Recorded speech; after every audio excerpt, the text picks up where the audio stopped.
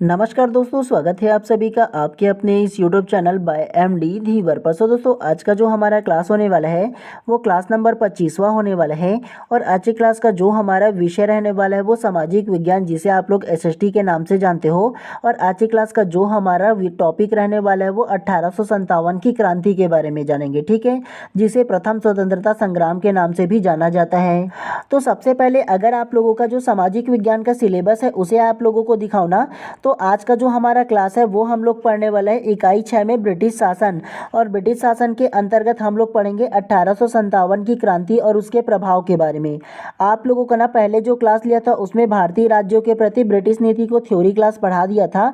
और उसके बाद आज का जो क्लास है उसमें हम लोग 1857 की क्रांति के बारे में जानेंगे, जिसमें से लगभग 4 नंबर का पूछा जाएगा इसमें भी, ठीक है। तो ध्यानपूर्वक आप लोगों को पढ़ना है, कंफ्यूज आप लोगों को नहीं होना है इसके बारे में। और जितना भी सरल से सरल तरीके से आप लोगों को समझाने की मैं कोशिश करूंगा। तो आप लोगों को ना रटना नहीं है, केवल समझने की कोशिश करना है। सरल तरीके से कहानी के माध्यम से आप लोगों को बताने की कोशिश करूंगा मैं, ठीक है। तो ध्यान से पढ़िएगा और समझने की कोशिश कीजिएगा। और जहां पर भी आप लोगों को लगे ना कि मैं समझ नहीं आ रहा या कंफ्यूज हो रहा हूँ या किसी प्रकार से डाउट हो तो कमेंट कर दीजिएगा, उसका भी जवाब मैं आप लोगों को अवश्य दे दूंगा। तो चलिए आज की क्लास को देखिए। सबसे पहले टॉपिक को 1857 की क्रांति, जिसे प्रथम स्वतंत्रता संग्राम के नाम से भी जाना जाता है। सबसे पहले सामान्य परिचय, जनरल इंट्रोडक्शन को ध्यान से पढ़िए। 1857 के विद्रोह को तत्कालिक कारण ने तो उजागर किया, किंतु यह एक शताब्दी तक ब्रिटिश नीतियों और साम्राज्यवादी शोषण के प्रति जन असंतोष का उभार था। इसके प्रमुख घटनाक्रम निम्नलिखित है। तो आप लोगों को ना सबसे पहले मैं अपने शब्दों में 1857 की क्रांति क्या है ये आप लोगों को कहानी के माध्यम से समझा देता हूँ। उसके बाद फिर ना अलग अलग जो सन है कहाँ कहाँ पर क्या हुआ ये आप लोग पढ़िएगा तो इजी हो जाएगा। लेकिन आप लोगों को ना एक जो कहानी का जो सार है वो आप लोगों को समझा देता हूँ, ताकि आप लोगों को समझ में आए कि 1857 की क्रांति क्या है और क्यों हुआ था, ये आप लोगों को समझ में आ जाए। सबसे पहले ना 10 मई 1857 कब, तो 10 मई 1857 ये जो दिन है ना, इस दिन 1857 की क्रांति का शुरुआत हुआ था। कहाँ से हुआ था, तो मेरठ की छावनी से हुआ था। और 1857 की क्रांति क्यों हुआ था यह आप लोगों को बताऊं, तो सबसे पहले आप लोग ये जान लीजिए कि 1857 में लगभग ब्रिटिश ईस्ट इंडिया कंपनी का शासन चल रहा था। तो ब्रिटिश ईस्ट इंडिया कंपनी में ना जो भारत के अनेक जो भारतीय थे, जिसमें हिंदू, मुस्लिम, सिख, जो अलग अलग धर्म के लोग थे, वो सारे के धर्म के लोग अपने रोजी रोटी के लिए ब्रिटिश ईस्ट इंडिया कंपनी के सैनिक बने थे और अपना जो दिनचर्या है वो चला रहे थे। लेकिन एक दिन क्या हुआ था, ये जो ब्रिटिश सरकार है उन्होंने पुराना जो राइफल है उसके स्थान पर नया एनफील्ड राइफल दिया। और उस राइफल के कारतूस को खोलने के लिए क्या करना पड़ता है, मुंह से दबा करके खोलना पड़ता है।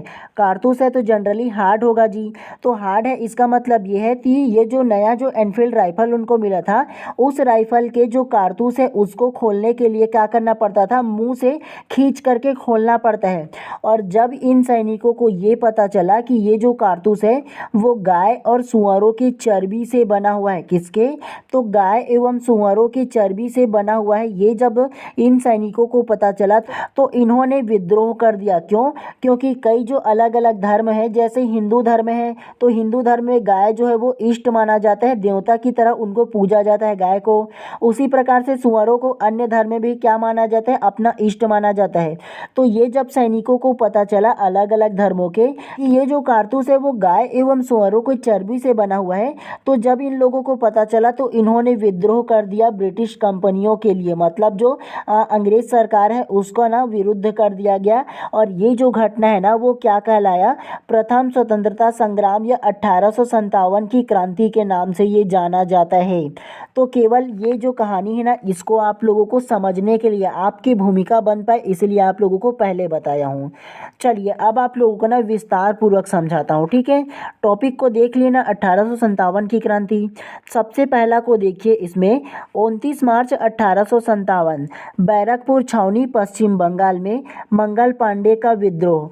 तो इसको नीचे में ध्यान से पढ़िए। 34वीं NI रेजिमेंट सर्वप्रथम विद्रोह, तो सर्वप्रथम विद्रोह कहाँ से हुआ था? बैरकपुर छावनी से हुआ था 29 मार्च 1857 को।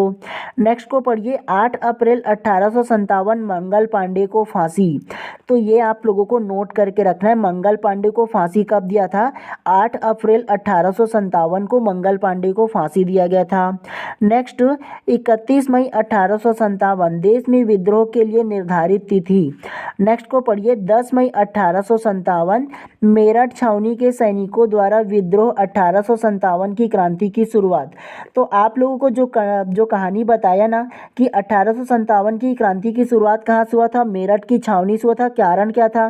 तो ये जो पुरानी राइफल के बजाय नया एनफील्ड राइफल दिया गया, और वो जो एनफील्ड राइफल है उसका कारतूस को किस प्रकार खोला जाता था? मुंह से खींच करके खोला जाता था। और ये जो कारतूस है वो गाय एवं सुअरों की चर्बी से बना। ये जब पता चला ना तो सैनिकों ने विद्रोह कर दिया, और ये जो विद्रोह है वो 1857 की क्रांति का तात्कालिक कारण बना था। तो ये चीज़ आप लोगों को याद रखना है। और ये जो शुरुआत है ना वो 10 मई 1857 को इसकी शुरुआत हुआ था। तो ये चीज़ केवल आप लोगों को नोट करके रखना है। शुरुआत कहाँ से हुआ था? तो मेरठ की छावनी से। कब हुआ था? 10 मई 1857। क्या नाम था? तो ये जो 1857 की क्रांति, जिसे प्रथम स्वतंत्रता संग्राम के नाम से भी जाना जाता है, तो नोट करके रखना, ये हमेशा प्रश्न में पूछा जाता है। नेता कौन था? तो बहादुर शाह जफर द्वितीय था। संचालन किसने किया था? तो देखो, पहला सिपाहियों ने किया था, दूसरा राजा ने किया था, और तीसरा जमींदार वर्ग ने किया था। तात्कालिक कारण में ना सिपाहियों ने विद्रोह किया, उसके बाद आसपास के जो रियासत के राजा थे उन्होंने भी किया, और साथ में जमींदार जो वर्ग है वो भी उनके मिल करके तीनों ने जो अंग्रेजों है उसका विद्रोह किया था। इसमें कहानी को नहीं दिया है, केवल फैक्चुअल जो डाटा है उसको दिया है। तो मैं आप लोगों को समझाने के लिए कहानी को बताया था, ठीक है। उसके अलावा स्वरूप क्या था इसका? भारत के स्वतंत्रता संग्राम में सिपाही विद्रोह के रूप में जाना जाता है। तो सिपाही विद्रोह, 1857 की क्रांति या प्रथम स्वतंत्रता संग्राम, तीनों के तीनों एक ही है, ये आप लोगों को याद रखना है। इसकी जो शुरुआत हुई 10 मई 1857 को हुआ था मेरठ की छावनी से। तो इसे आप लोगों को केवल नोट करके रखना है, पूछा जाता है इसीलिए आप लोगों को बता रहा हूँ जी। उसके अलावा गवर्नर जनरल कौन था? तो लॉर्ड कैनिंग था। कौन? तो लॉर्ड कैनिंग जो है वो गवर्नर जनरल था। तो इसे भी आप लोगों को नोट करके रखना है। प्रश्न पूछा जाता है कि 1857 की क्रांति के समय अंग्रेजों में गवर्नर जनरल कौन था, मतलब ब्रिटिश ईस्ट इंडिया कंपनी में गवर्नर जनरल कौन था, ये पूछा जाता है। तो लॉर्ड कैनिंग था, नोट करके रखना है आप लोगों को। प्रथम स्वतंत्रता संग्राम 1857 ईस्वी में प्रारंभ के समय ब्रिटिश भारतीय फौज में 2,33,000 भारतीय सैनिक थे। तो प्रथम स्वतंत्रता संग्राम जो 1857 हुआ था उसमें कितना ब्रिटिश जो फौज है उसमें भारतीय सैनिक थे? तो 2,33,000 थे। तो चाहो तो नोट करके रख सकते हो आप लोग, ठीक है। अदरवाइज एक बार अच्छे से याद रखिएगा। चलिए उसके बाद नेक्स्ट को पढ़िए। विद्रोह का कारण। तो किस विद्रोह का कारण? 1857 की क्रांति के विद्रोह का कारण क्या था? सबसे फर्स्ट में तात्कालिक कारण दिया है, देखो, एनफील्ड राइफल में गाय और सुअर के चर्बी का प्रयोग। तो अभी आप लोगों को जो कहानी बताया वो वही था कि एनफील्ड राइफल में गाय और सुअर की जो चर्बी था उसका प्रयोग किया गया था, जिसके कारण क्या हुआ था? ये जो विद्रोह वो हुआ था। उसके अलावा दूसरा कारण क्या था? मंगल पांडे को फांसी दिया जाना 1857 की क्रांति का दूसरा कारण बना था। चलिए नेक्स्ट को ध्यान से पढ़िए। 1857 के विद्रोह का प्रभाव। तो 1857 के विद्रोह का क्या प्रभाव हुआ था? इस विद्रोह ने ब्रिटिश सरकार के विरुद्ध इसी प्रकार के विद्रोह का मार्ग प्रशस्त किया। ब्रिटिश ईस्ट इंडिया कंपनी को भारत सरकार अधिनियम 1858 द्वारा समाप्त कर दिया गया। तो आप लोगों को ना थोड़ा सा और समझा देता हूँ। जैसे ही ना 1857 की क्रांति हुआ था, और इस 1857 की क्रांति को ब्रिटिश ईस्ट इंडिया कंपनी जो बन करके भारत आया था, उन्होंने अच्छी तरह से उनको मैनेज नहीं कर पाया, मतलब संभाल नहीं पाया। तो जो ब्रिटेन में बैठे हुए वहाँ की महारानी थी एलिजाबेथ, तो उन्होंने 1858 की जो अधिनियम है उसके द्वारा जो ब्रिटिश ईस्ट इंडिया कंपनी जो है ना उसको समाप्त कर दिया गया भारत में। और भारत में क्या किया गया? डायरेक्ट खुद शासन करने लगा। आप लोगों को थोड़ा अच्छे से समझा देता हूँ। सबसे पहले जो ब्रिटेन से क्या हुआ था, ब्रिटिश ईस्ट इंडिया कंपनी जो है ना वो भारत में व्यापार करने के लिए आया था और व्यापार करते करते धीरे धीरे भारत पर क्या करने लगा, शासन करने लगा। क्या करने लगा, तो भारत में कब्जा करके शासन करने लगा। और शासन कहाँ से चलता था, सबसे पहले यहाँ से जो इंट्रक्शन है, जो नॉलेज है, वो जो यहाँ की महारानी है वो इसको ब्रिटिश ईस्ट इंडिया कंपनी को आदेश देता था और उसके बजाय क्या करता था, यहाँ ब्रिटिश ईस्ट इंडिया जो कंपनी है ना वो भारत पर शासन करता था। लेकिन 1857 की जो क्रांति हुआ उसको जो ब्रिटिश ईस्ट इंडिया कंपनी है वो संभाल नहीं सका। तो उसके बाद ना जो यहाँ की ब्रिटेन की महारानी थी तो उन्होंने क्या किया, 1858 का एक अधिनियम लाकर जो ब्रिटिश ईस्ट इंडिया कंपनी जो भारत में शासन कर रहा था तो इसको समाप्त कर दिया गया। और उन्होंने क्या बोला कि मैं डायरेक्ट ब्रिटेन से यहाँ जो भारत है वहाँ शासन करूँगा, मतलब ब्रिटेन में बैठे बैठे ही भारत पर शासन करूँगा, ये बोला था इसने। तो यहाँ जो ईस्ट इंडिया कंपनी है उसको समाप्त करके डायरेक्ट कंपनी का शासन को समाप्त कर दिया और डायरेक्ट जो महारानी एलिजाबेथ है ब्रिटेन में बैठकर ही भारत पर शासन करने लगा। तो ये 1858 की अधिनियम द्वारा हुआ था, ठीक है। और 1857 की क्रांति का प्रभाव ये बना, तो ये चीज आप लोगों को याद रखना है, ठीक है। चलिए उसके बाद क्रांति का स्वरूप को जानते हैं, तो ध्यान से पढ़िए। डी.वी. सावरकर, भारत का प्रथम स्वतंत्रता संग्राम। तो डी.वी. सावरकर जो है वो 1857 की जो क्रांति हुआ था उसे भारत का प्रथम स्वतंत्रता संग्राम कहा था। तो ये आप लोगों को याद रखना है। आर.सी. मजूमदार, कौन, तो आर.सी. मजूमदार कथा कथित राष्ट्रीय स्वतंत्रता संग्राम न तो प्रथम था और ना ही राष्ट्रीय और ना ही स्वतंत्रता संग्राम था। तो किसने कहा था, आर.सी. मजूमदार ने कहा था। अर्थात 1857 की क्रांति को क्रांति नहीं मानते। तो ये जो 1857 की क्रांति है उसे क्रांति कौन नहीं मानता है, तो आर.सी. मजूमदार नहीं मानता है, तो याद रखना है। नेक्स्ट को पढ़िए। जेम्स आउटरम डब्ल्यू टेलर, अंग्रेजों के विरुद्ध हिंदू मुसलमानों का षड्यंत्र। तो 1857 की क्रांति को जेम्स आउटरम डब्ल्यू टेलर ने क्या माना था, अंग्रेजों के विरुद्ध हिंदू मुसलमानों का षड्यंत्र माना था। यह विद्रोह सुनियोजित एवं सुसंगठित प्रयत्नों का परिणाम है, अतः यह राष्ट्रीय विद्रोह था। किसने कहा था, तो ये जो डिजरायली है इन्होंने कहा था। और डिजरायली का पूरा नाम क्या है, बेंजामिन डिजरायली है, ठीक है। तो इनको आप लोगों को याद रखना है। चलिए नेक्स्ट को पढ़ते हुए चलते हैं। इसमें आप लोगों को क्या पढ़ना है, क्रांति के क्षेत्र। खास तौर से इसको आप लोगों को इसलिए याद रखना है क्योंकि कूट में अक्सर इसको पूछा जाता है। अलग अलग विद्रोह का स्थान दे दिया जाएगा और अलग अलग नेतृत्वकर्ता को दे दिया जाता है और पूछा जाता है। तो ध्यान से आप लोगों को पढ़ना है और जो चीज़ नोट करने के लिए बोलूँगा उसे नोट कर लीजिएगा आप लोग, ठीक है। सबसे पहले विद्रोह का स्थान दिया है, नेतृत्वकर्ता दिया है और दमनकर्ता, मतलब अंग्रेजों ने इसको दमन किया, उसको समाप्त करने की कोशिश किया, इसको जानते हैं। सबसे पहले 1857 की क्रांति का नेतृत्व कौन किया था, दिल्ली से। तो दिल्ली से बहादुर शाह जफर व बख्त खां ने किया था। और ये दिल्ली में जो बहादुर शाह और जफर खां को दमन करने वाला कौन था, तो बर्नार्ड हडसन और जॉन निक्सन था। तो खास तौर से ना आप लोगों को ये याद रखना है, विद्रोह का स्थान और नेतृत्वकर्ता ज़्यादा पूछा जाता है। 4-5 अलग अलग कूट में दे दिया जाएगा और अलग अलग नेतृत्वकर्ता, और बोलेगा कि इनमें से सही जोड़ी कौन सा है या सही सीक्वेंस कौन सा है, मिलाइए, ऐसे पूछा जाता है। दूसरा को पढ़िए। तो किसने किया था, बेगम हजरत महल और अहमदुल्ला शाह ने किया था। कौन, तो लखनऊ से बेगम हजरत महल और अहमदुल्ला शाह ने किया था। दमनकर्ता कौन था, तो कॉनिंग कैंपवेल था। कौन, तो कॉनिंग कैंपवेल था। तीसरा कानपुर। तो कानपुर से कौन नेतृत्व कर रहा था, तो नाना साहब। दमनकर्ता कौन था, तो कॉनिंग कैंपबेल था। चौथा को पढ़िए ग्वालियर। ग्वालियर से तात्या टोपे था और तात्या टोपे का वास्तविक नाम क्या था, रामचंद्र पांडुरंग था। और इसका दमनकर्ता कौन था, जनरल ह्यूरोज था। कौन, तो जनरल ह्यूरोज दमन करता था। इसी प्रकार से पांचवा को पढ़ेंगे तो पांचवा में कौन आएगा, झांसी। झांसी से नेतृत्व कौन कर रहा था, तो रानी लक्ष्मीबाई। जहां हम लोग झांसी का नाम आता है तो फिर महान प्रतापी रानी लक्ष्मीबाई का नाम तो आता ही है। और इसका दमनकर्ता कौन था, जनरल ह्यूरोज था और आउटरम व हेवलॉक था। कौन, तो जनरल ह्यूरोज था, आउटरम था और हेवलॉक था। तो ये तीनों के तीनों कौन था, दमन करता था रानी लक्ष्मीबाई का, जो झांसी से नेतृत्व कर रहा था। छठवा को पढ़िए इलाहाबाद। इलाहाबाद से नेतृत्व कौन कर रहा था, तो मौलवी लियाकत अली। कर्नल नील और जनरल लोनार्ड जो था ना वो दमन करता था। उसके अलावा फैजाबाद, क्या, तो फैजाबाद से कौन नेतृत्व कर रहा था, तो मौलवी अहमदुल्ला। दमन करता कौन था, तो कर्नल नील। उसके अलावा आठवां जगदीशपुर आरा। कुंवर सिंह और अमर सिंह, विलियम टेलर और विंसेंट आयन था। 9वां को पढ़िए बरेली। बरेली से कौन था? तो खान बहादुर खां था नेतृत्व करता, और दमन करता कौन था? तो विंसेंट आयर था। उसके अलावा 10वां में कौन था? असम। तो असम से दीवान मणिराम दत्त था। कौन? तो दीवान मणिराम दत्त था। तो ये आप लोगों को इतना सारा पढ़ना था इसमें, ठीक है। चलिए उसके अलावा कुछ जो इम्पोर्टेंट फैक्ट्स है इसको भी पढ़ते हुए चलते हैं। चलिए इसके बाद ना कुछ इम्पोर्टेंट फैक्ट्स है, इसको आप लोगों को नोट करके रखना है, और नोट करके दिया है इसको।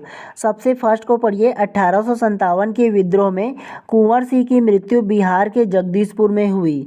तो 1857 में कुंवर सिंह की जो मृत्यु है वो बिहार के जगदीशपुर में हुआ था, याद रखना है। नेक्स्ट को पढ़िए, 80 वर्ष की उम्र में कुंवर सिंह ने अंग्रेजों के खिलाफ गुरिल्ला युद्ध नीति का प्रयोग करते हुए सैनिकों के एक समूह का नेतृत्व किया। आप लोगों के मन में ये सवाल आ सकता है कि ये गुरिल्ला युद्ध नीति क्या होता है, तो ध्यान से सुनिएगा, आप लोगों को बताता हूँ ये गुरिल्ला युद्ध नीति क्या होता है। गुरिल्ला युद्ध नीति का मतलब ये होता है कि छुप करके क्या करना, किसी को ना घात लगा करके मारने वाली जो बात होता है ना, जैसे चुपचाप छिप करके जिसको वेट करना और जहाँ आए ना तो घात लगा करके उसको मारना, और मार करके जो भी चीज़ बचा हुआ हो रहता है उन सारी चीज़ों को उठा करके चोरी करके ले जाना। तो छोटे छोटे फुर्तीली टुकड़ियों द्वारा अचानक छिप करके अंग्रेजों पर हमला करना, उसकी रसद को तोड़ना, उसके अलावा उसके पास जो कुछ भी है उसको छीनना और तुरंत फिर से गायब हो जाना, जिसे क्या कहा जाता है? मारो और भागो, हिट एंड रन की जो रणनीति है ना, उसे गुरिल्ला युद्ध नीति के नाम से जाना जाता है, ठीक है। तो ये चीज़ आप लोगों को याद रखना है, और इस रणनीति के चलते, मतलब गुरिल्ला युद्ध नीति के चलते अंग्रेजों को ना काफ़ी नुकसान हुआ था, और उनका मनोबल है ना वो इस वक्त टूट गया था, ठीक है। तो इस जो नीति है उसका जो पालन जो है ना वो कुंवर सिंह ने किया था अंग्रेजों के खिलाफ। तो ये आप लोगों को याद रखना है। चलिए नेक्स्ट को पढ़ते हुए चलते हैं। नाना साहब बाजीराव द्वितीय अंतिम पेशवा के दत्तक पुत्र था, इनका संबंध पुणे से रहा। नेक्स्ट को पढ़िए, 1858 को ईस्ट इंडिया से भारत का नियंत्रण लेकर ब्रिटिश क्राउन को हस्तांतरित किया।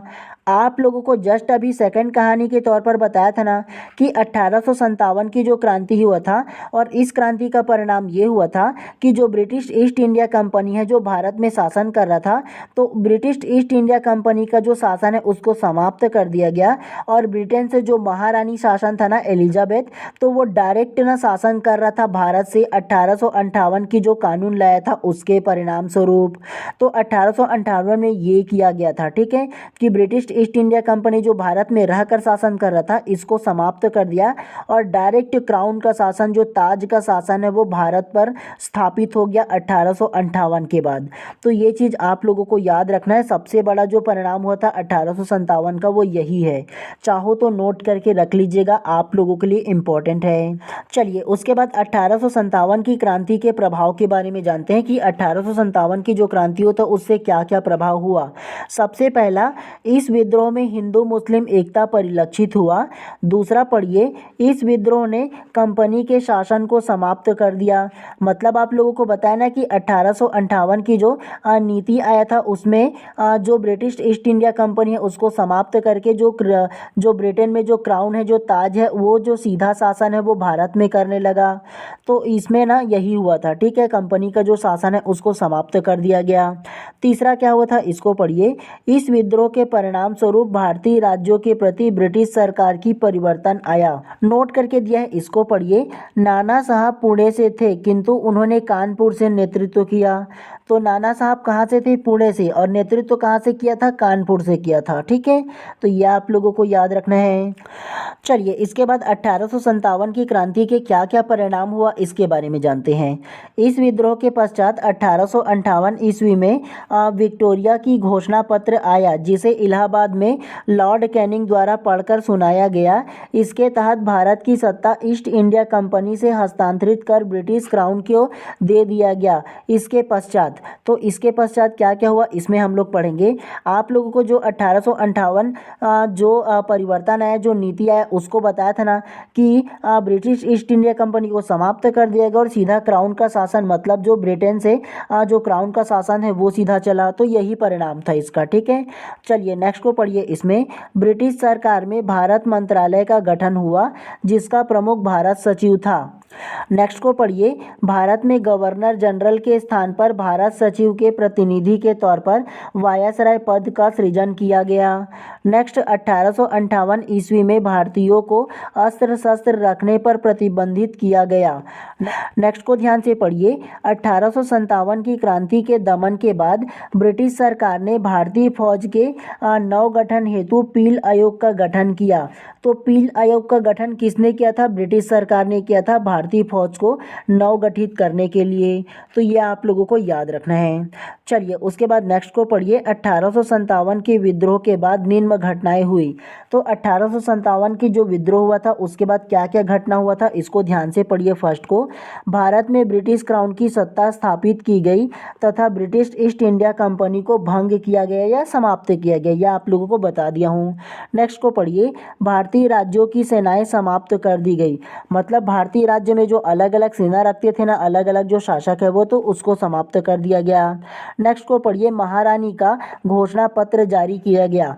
तो महारानी का घोषणा पत्र कब जारी किया गया? तो 1858 को महारानी का घोषणा पत्र जारी किया गया, जिससे डायरेक्ट जो ब्रिटेन के क्राउन है वो जो भारत में शासन डायरेक्ट करने लगा 1858 में। नेक्स्ट को पढ़िए। आंध्र सुधार आंदोलन के प्रणेता वीरासलिंगम थे।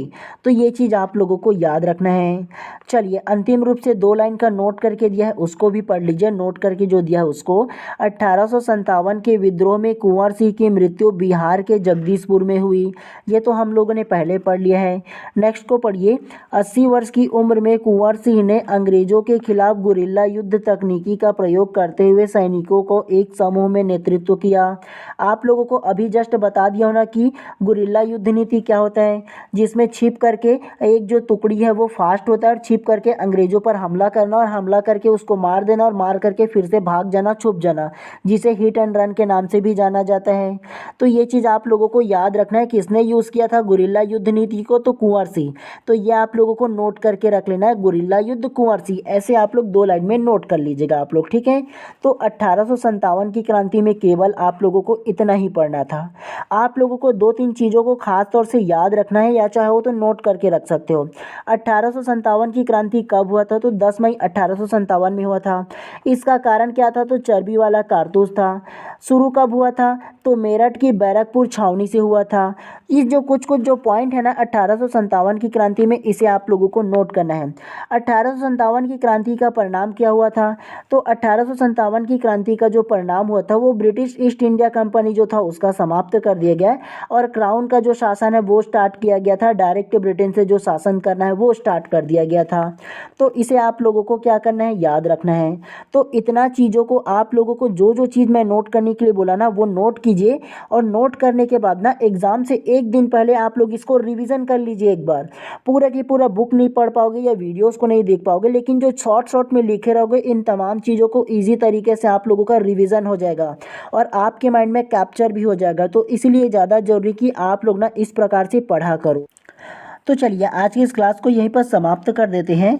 और आप लोगों के लिए एक सूचना है, अगर आप लोगों को ना किसी प्रकार के मन में डाउट हो या अगर आप लोग चाहते हो कि मैं अपना पर्सनल नंबर आप लोगों को सजेस्ट कर दूं ताकि आप लोग डायरेक्ट मेरे से कॉल करके किसी भी प्रकार से सजेशन हो तो वो ले सकते हो। तो इसके लिए आप लोगों को क्या करना है, सबसे पहले आप लोग इंस्टाग्राम पर जाइए और सर्च कीजिए बाय MD धीवर करके। वहाँ पर आप लोगों को मेरा प्रोफाइल मिल जाएगा और मेरे प्रोफाइल के कमेंट बॉक्स पर जाकर कमेंट कीजिए कि सर आप अपना नंबर दीजिए बोल करके। तो सबसे पहले मैं अपने फ़ोनपे का नंबर दे दूंगा। उस फ़ोनपे के नंबर पे आप लोगों को केवल 200 फ़ोनपे करना है और उसके बाद जो मेरा पर्सनल नंबर है उसे आप लोगों को सजेस्ट कर दूंगा और उसके बाद डायरेक्ट आप लोग मेरे से कॉल करके किसी भी प्रकार से अगर सजेशन लेना चाहो तो वो ले सकते हो, या किसी भी प्रकार से अगर आप लोगों को बात करना है या किसी प्रकार के सवाल हो तो वो आप लोग डायरेक्टली मेरे से ले सकते हो किसी भी प्रकार से, ठीक है। तो ये जो रिक्वायरमेंट है केवल विशेष व्यक्तियों के लिए रखा हूँ ताकि जिनको विशेष प्रकार से सजेशन की आवश्यकता हो उनके लिए है, ठीक है। ठीक है। चाहूँ तो मैं फ्री ऑफ कॉस्ट में भी दे सकता हूँ, बट क्या है ना, छोटे छोटे सवाल के लिए बार बार लोग फ़ोन करेंगे, तो इसीलिए इस प्रकार का जो रिक्वायरमेंट है वो आप लोगों के लिए रखा हूँ, ठीक है। तो चलिए आज की इस क्लास को यहीं पर समाप्त कर देते हैं, और अगर आप लोग चैनल पर नए होंगे तो चैनल को भी सब्सक्राइब कर दीजिएगा आप लोग, ठीक है। चलिए आप सभी लोगों का दिन शुभ एवं मंगलमय हो। इसी प्रकार से मिलते हैं नेक्स्ट क्लास में। आप लोगों का जो MCQ क्लास है नेक्स्ट क्लास में लाऊंगा आप लोगों का इसी टॉपिक पर।